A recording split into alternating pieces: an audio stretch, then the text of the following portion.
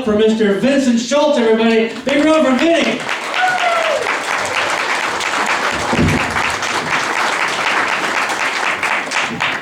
Thank you, everybody.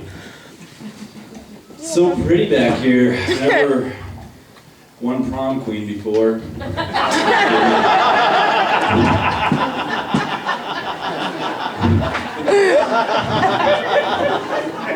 You guys are silly. Devin was talking about like molten hot lava banana slugs or something like that, and her like Brazilian wax joke. And the first time she told that joke, I thought she was talking about real slugs, and it just blew me away because I was like, women are afraid of bugs and disgusted by that shit, but they're putting slugs on their vaginas? Like, I couldn't comprehend that. It was,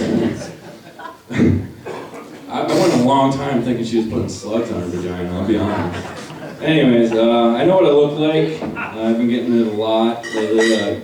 Forrest Gump, yeah. You see it? Yeah. I've been getting the caddy from Happy Gilmore. Picking up quarters, you know? Everybody's like, oh yeah. Here's a new one. Apparently I also look like a monster's ball. Not that movie with Angelina Jolie and Billy Bob Thornton, just a monster's ball. Like a grizzly left nut. Yeah. This beard gets a lot of attention, gets a lot of looks, even more in airports. TSA loves me.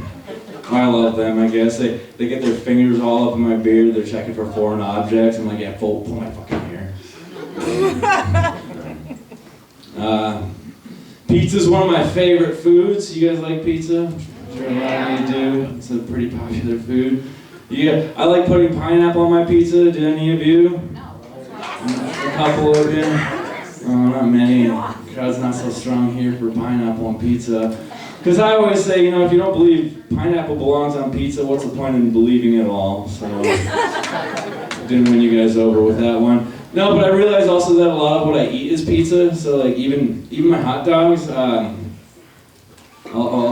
put the ketchup on there and then sprinkle it with cheese. And so I pretty much got the meat, the tomato sauce, the crust, you know, and the bun, and then the cheese. It's pretty much a pizza right there, right? And then spaghetti. Spaghetti's pretty much pizza too. It's just reconfigured. So pretty much all I eat is pizza, and I'm getting sick of it. So I went through the fridge the other day, and I was like, oh shit, I got stuff for grilled cheese like sandwiches, right? And that was like at the top of my list of fucking favorite foods when I was a kid. High school, grilled cheese sandwich was the best. So I was like, hell yeah, I'm gonna make some grilled cheese sandwich. And when I was looking for grilled cheese stuff or getting it out, I also found some pepperoni slices. I was like, that sounds pretty good on a grilled cheese sandwich, so I did that. And then I was like, well, I'd be a monster, a real monster, if I didn't put tomato, like, if I didn't make tomato soup too. So, like 5 minutes later, I was dinking my sandwich and my soup, and I was like, son of a bitch, I just made another pizza. Can't get away from it. Good old days. Yeah. Chris mentioned I work for the post office. I do. It's a pretty good job. A lot of paper cuts. Lots of paper cuts. No, I deliver to churches often, and when I've been going in there. Well, first of all, right off the bat in the parking lot, I've noticed there's a sign that says church parking only. And I was like, no shit, the judgment happens before you even hit the door.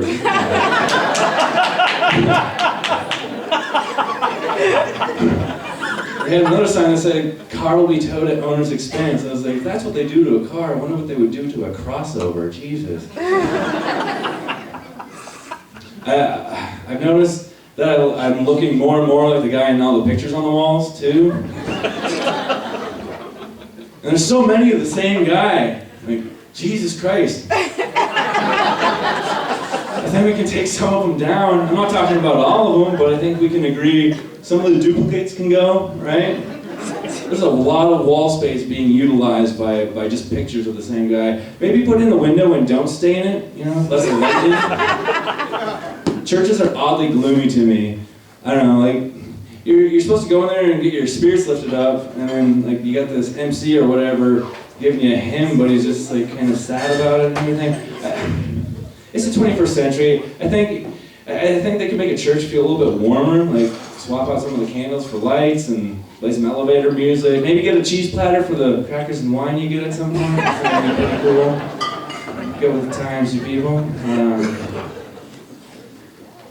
I kind of got off topic though. The reason I wanted to bring up the church is because I am looking like the guy in all the pictures on the wall, you know, Jesus Christ. And I wonder if every time I go in there, everybody's heads just kind of like pop up and go, he's returned. And with my Amazon Prime package? No kidding. The Lord works in mysterious ways, you guys. That's that 2-day shipping right there.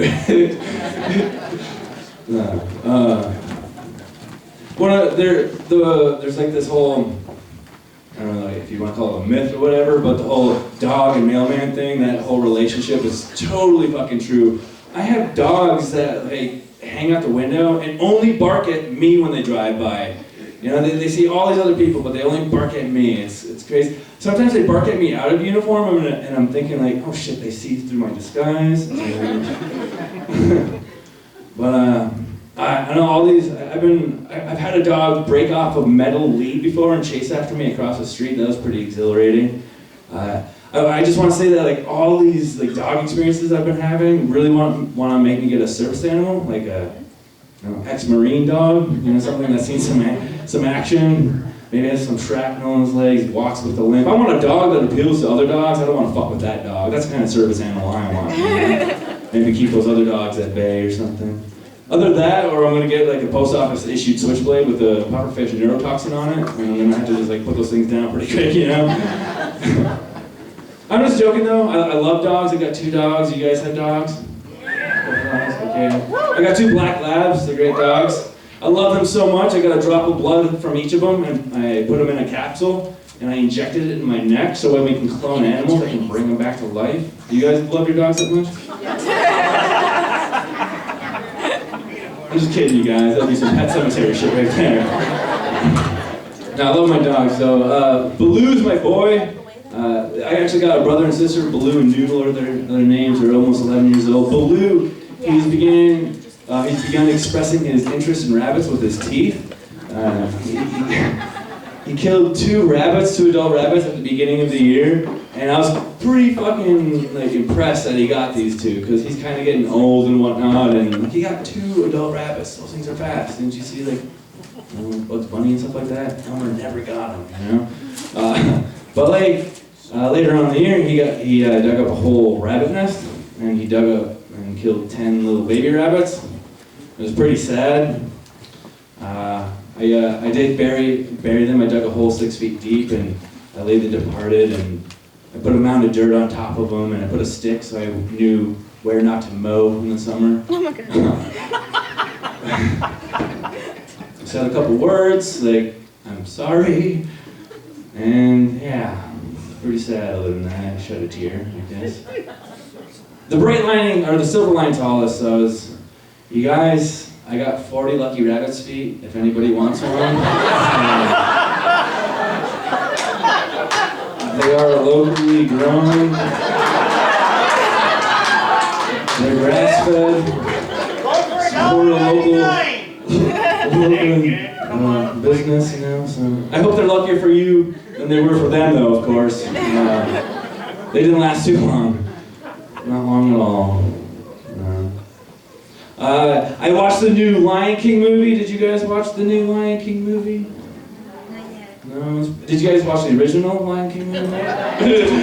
Good. That was a great movie. I love that movie. I love the song that Simba sings in the beginning, where it goes, I suck at singing, so bear with me, but it goes something like, oh, how I just can't wait to be king, right? And that's about all the things he couldn't wait to do when he got older that he always wanted to do as a kid. And well, the other day I got to make a whole pot of cocoa mix for the day. It was pretty cool. That's something I always wanted to do when I was a kid. Like I dumped a bunch of cocoa mix in a little pot on the stove, and I dumped a whole quart of milk into the pot. And I could have never done this when I was a kid, because my mom would have always been like, well, who's going to pay for all the milk, you know?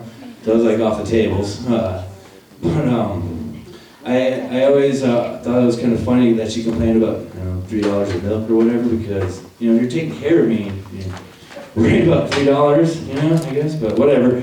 I did understand the struggle though when my hot cocoa mix was done, and I realized I didn't have a funnel, so I had to eyeball that stuff when I was pouring it, and I found myself going, "Oh my God, I'm losing so much milk!"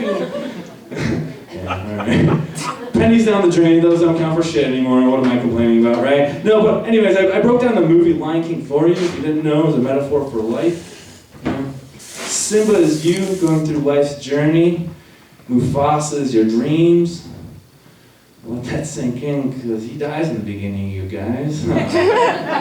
Say goodbye to those. Those hyenas, they're everybody laughing at you, hoping you fail, and Nala's everybody telling you what you think you should be doing, right? And then Scar's all those hardship and bills you gotta pay. And when all this bullshit's surrounding your head, what do? You run off with Timon and Pumbaa. That's right, drugs and alcohol.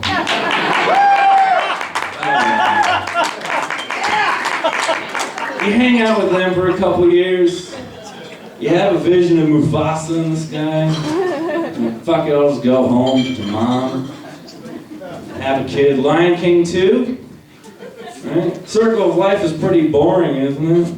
But did you notice he kept a lifelong relationship with Timon and Pumbaa? Yeah. Forever and always, drugs and alcohol.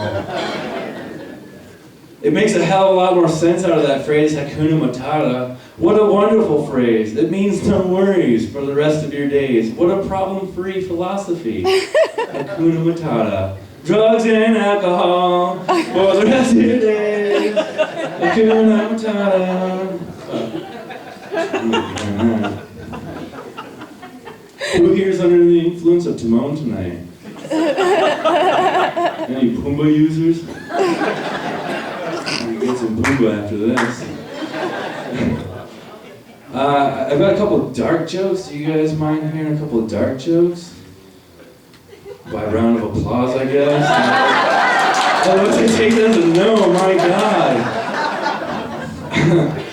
I was in a relationship with a girl I didn't really want to be with anymore, and instead of just like fessing up and telling her I wanted to break up, I was walking along this cliff one day with our dogs, and I was like, man, I bet if I threw this dog over the cliff, this relationship would end pretty quick, right? Pretty fucked up, I know. Surprised myself. But I didn't do it, you guys. Obviously, I love dogs. Her cat wasn't so lucky, though.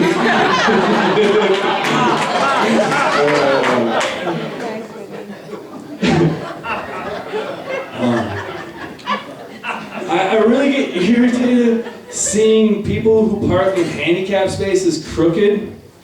It really bugs me, alright? I see other people do it who aren't in handicap spaces, but handicap spaces, they have a lot more room. For a van-accessible handicap space, you have 8 feet from line to line, and then on each side you have 5 feet in the diagonal zones. That's 18 feet to park a fucking vehicle! And everybody wants to treat them with some special care and everything, but they're people too, alright? So put it in there straight. You're handicapped, not fucking retarded, alright?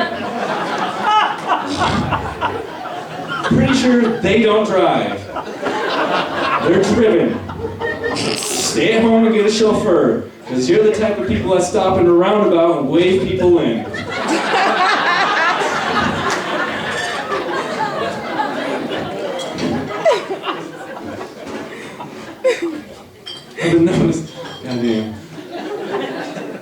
I've been noticing schools have been selling yearbook pictures even sooner. I can only imagine that they're trying to beat the shootings. Cut down all those blank spaces at the end of the year. Really motivate those kids to dress well. Dress like you're going your own way, kid. I told you it was going to get dark, I'm sorry. But I'm not. You guys asked for it by round of applause. I didn't ask. Are you not entertained? Anyways, thank you. I'm Vincent Schultz. You guys have been great. Have a good night. Enjoy Yeah.